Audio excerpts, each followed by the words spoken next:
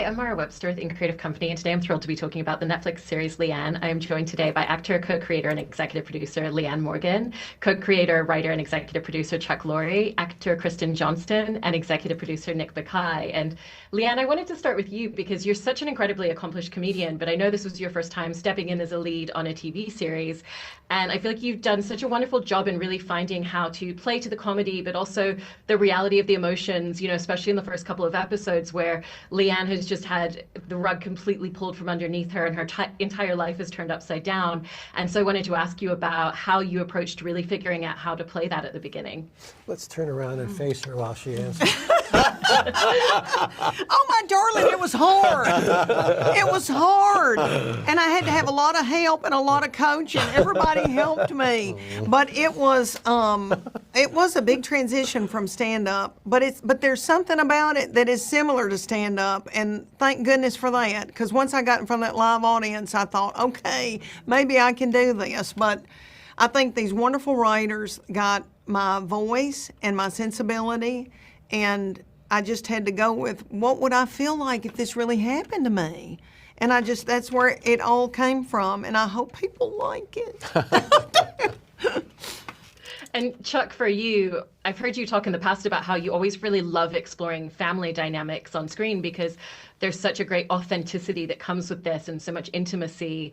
And when you first met Leanne, I know you traveled to her house and you met not just her, but her entire family. And I was interested in how that really started to shape the idea and the concept and the story that you wanted to tell with the show. Well, being introduced to Leanne's wonderful and loving and very tight family was an absolute non-starter for comedy. There's absolutely nothing funny about things going well. So while it was important to see the wellspring of her comedy, which is family, which is marriage, which is raising children, which is taking care of your parents and having grandbabies and getting older and dealing with all the things that go along with watching your body go to shit. That remarkable body of work that she developed over 20 years? 25. 25 years is hard won. That experience is an extraordinary thing. You can't replace it. You can't fake it.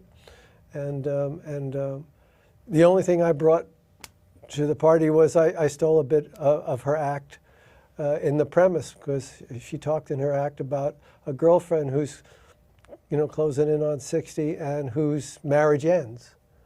And what does she do and how does she go about doing it? I thought maybe that's something we could pursue and have fun doing it. No, I love that. And Kristen, in talking about playing Carol, Leanne's sister in the show, she's such an incredible support system for her sister, but we also see her go through that journey of realizing that she has to make sure she's also taking care of herself. And I was just interested in your experience in getting to play this character who's so there for her sister, but then gradually finding that journey of, what do I also need at the same time? Yeah. I mean, I think, Carol is at her heart, correct me if I'm wrong, but I think she's lived a rather self-involved life. So, to be needed by her sister kind of changes her. And I think it's the first time, she doesn't have this big family and a bunch of kids. So to be needed by her sister, I think, is her engine now. And then I think that does lead her to live like kind of a slightly less narcissistic life, although I don't know what these guys are planning to do with the future of her. But anyway, yeah. No, it's great. And Nick, I wanted to ask you about just creatively finding the tone of this show, because obviously, it draws so much from Leanne's stand-up comedy and her voice as a creative, but then it's also figuring out how do we shape that into this particular narrative. And so what was that roadmap of really finding the tone of the show? Well, you do a blueprint, which is your pilot, and I have to say that was Susan McMartin and Chuck, and I got involved after that fact. And then you have to really listen to the music, what your actors do well, what the story wants, the direction it wants to go. It's like a river. It's going to cut a path. And if you are limber and pay attention to that, good things happen. But the essence of it was Leanne's enormous likability and relatability, and also the I call them the twin towers, our sisters, and their bond and the complexity as well of all sibling relationships. You know, if you just paid attention, it let you know. Yeah. No, and I feel like with the sibling relationship as well, it's when things are going well for one of them, it's not quite as well for the other. And Chuck and Nick, how did you kind of find that pacing of the story of, you know, we feel like we've got to give Leanne a little bit of a win here, so maybe we need to throw a little obstacle towards Carol in this episode. I think, you know, it's in that very first episode where Carol says, I'm here for you, you know, no matter what, I'm here for you. You know, and Leanne says, and I've been here for you, as I've been for you, and then she comes right back with, but now it's your turn. Right? It's just sister. It's just, now it's your now you're in hell, and I am the angel of all that is goodness to help you through this journey through the darkness. And I love that sibling relationship, that it's a seesaw, that they're there for each other, sometimes up, sometimes down. And Leanne, you were bringing up before that, you know, your experience in stand-up just felt really natural once you were in the studio. You're playing to a live audience. You fully understand the rhythm and the pacing of the comedy. And what do you feel like your biggest strengths were, or the most valuable tools from that side of your career were once it came to working on this? I think for sure timing. I do feel I have that gift of timing, and that's, you know, on stage. And then that really translated well in front of a live audience. And I was so thankful for that, because I was scared, girl. I was scared.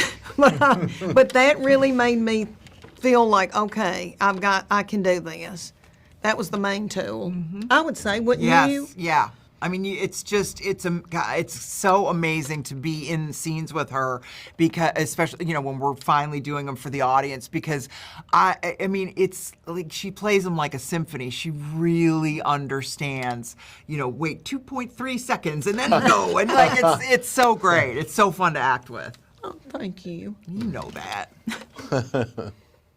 Nick, there's also this family element where, you know, yes, you have these two sisters and they're kind of opposing diametrics to each other, but at the same time, they have certain similarities, and, you know, they're both incredibly loyal and very strong women. And, you know, you can see the ways in which they were raised in the same home at the same time. How did you all figure out where you wanted them to kind of feel like they're in alignment and have these similarities, and where you really thought like it worked best to have opposing elements to them as you were all creating these characters? I really think it starts with trying to hit on what your performers do best. And having worked with Kristen on Mom for many years, I knew that was the known entity. And Leanne, it was so informed by her act. So, you know, and for some reason, they came out of the box feeling like siblings. So that they did a lot of the work for us. And in terms of who's up, who's down, that's just story ebb and flow. It's just moment to moment.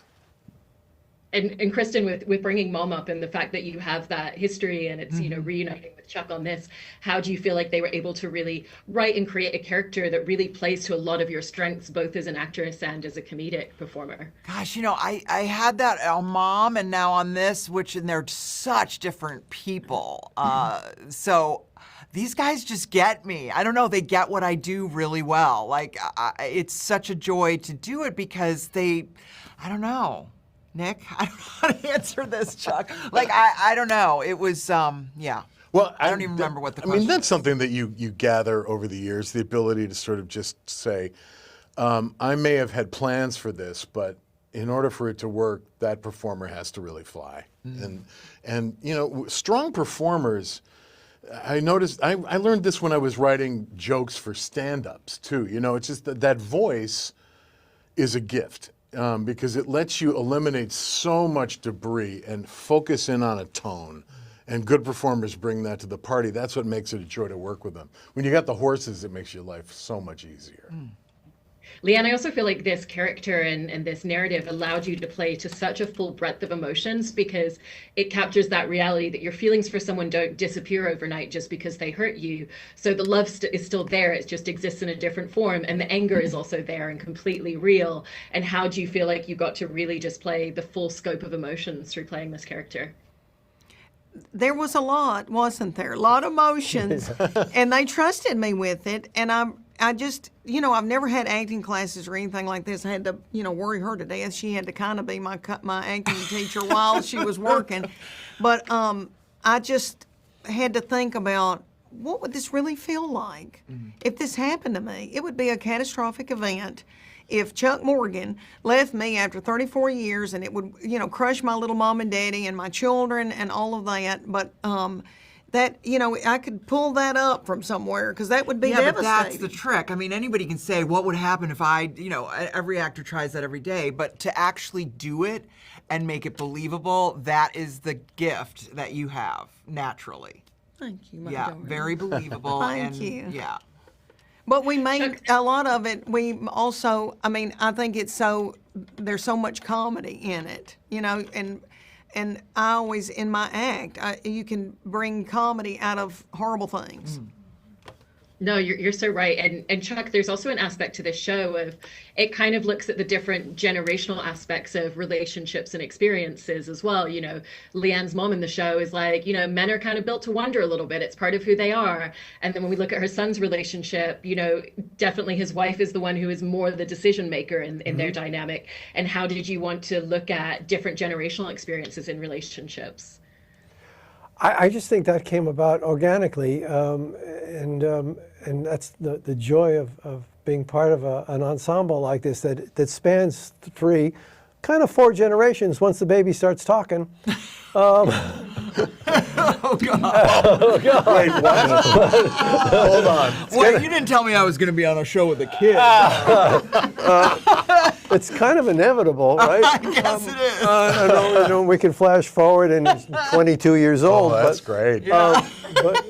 But that's part of the joy of it is those different generations have a different approach to heartbreak, and communication and compassion and empathy and how do you communicate when your feelings are hurt? Different generations, no, we repress. No, we repress, and then we resent you at your grave. There's different ways, and then the latter generations are probably more communicative and about what's going on internally. No, you're absolutely right. And Kristen as well, in playing Carol in the show, at the beginning, like we said before, she's the support system, and then she starts dating someone, and then when things aren't going well, we get to see what does it look like when she falls apart and crumbles a little bit. And how did you find what you felt that looked like through your performance from what you were given in the scripts? I mean, I know it's hard to believe, but I have also picked bad men in my personal life. So I just kind of connected it to that a little bit.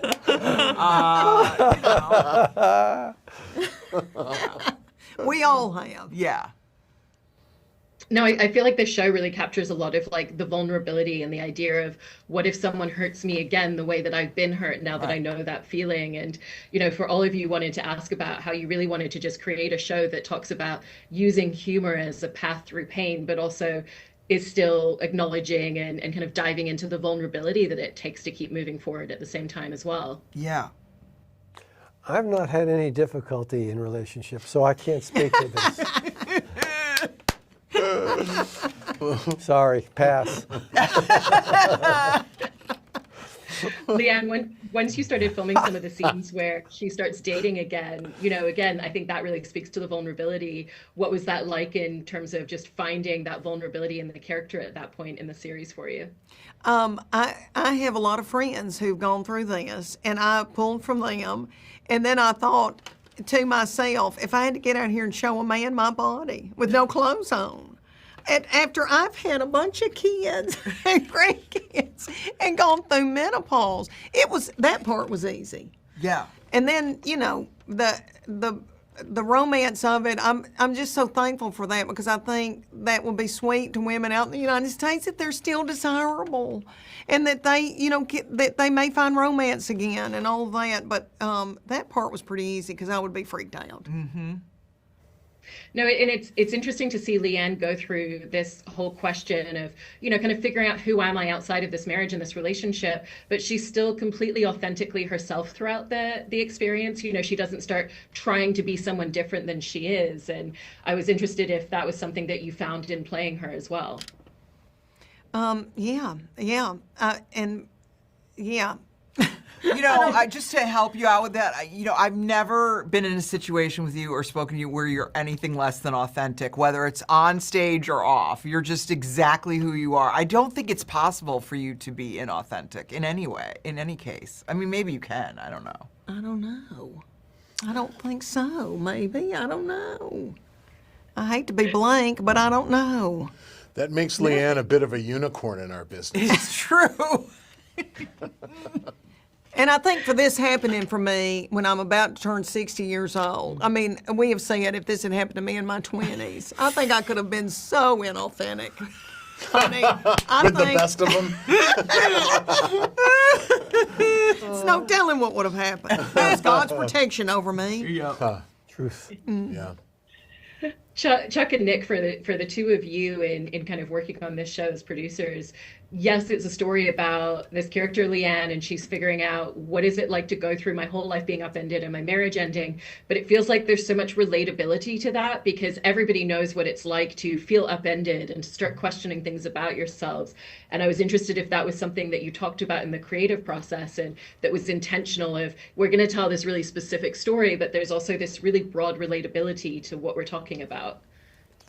I've always believed starting over is a universal thread. We all do it in one way or another at some point in our lives. Okay, not this, let's try this. I've climbed to the top of this mountain and it's the wrong mountain. So that's how I enter it. Is the courage it takes, and sometimes the pain that motivates that courage to start again, to not give up, to keep on living and seek some happiness. And the hope for a show like this is that the audience cares as well for the star of the show's happiness and their contentment and serenity.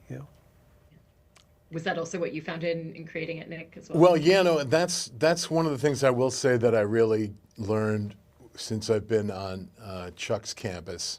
That because before that, I spent so many years doing pretty good, solid, glib work. And that's an art to itself. But, I used to, in the story meetings of the shows I used to work on, I always joke I used to have to burn myself with cigarettes to stay awake because I was just so bored with, who cares about the birthday present? Oh, please kill me. And it was really working on Mom and learning a different attack that made me realize this stuff gets much funnier if it's built on something very real. I didn't want to go there, and then when I went there, I can't go back. Yeah. And I think a lot of shows are designed to be relatable in that, they're just they look like us and they have my job, but it's that's not the point. The point is what you just isolated. Yeah. It's got to be something pretty crucial and primal. Yeah. And lastly, Leanne, going back to what you were talking about before about the nerves at the beginning, but I've also heard you say that by the end of shooting this, you really felt like this place was home and very comfortable with it. And I know that you felt like you got some really good direction from the directors that worked on the series. How did working with them really help you to find your footing and to feel like you were at home by the end? Oh my gosh, I didn't even realize what directors did. I'll just tell you. And I had, all right, Nick directed one. We had a ball. But they can see things that I can't see. I feel like I know what's funny, but the directors would help me see something that I didn't see. I could do it better, change it a little bit, or change it completely. And boy, that helped me. And Nikki Lorre. Andy Ackerman. I mean, everybody we had, it was wonderful. I now know what they do, and it was a big help to me. Well, I really appreciate all of your time in talking about the show. Congratulations and thank you so much. Thank you. you.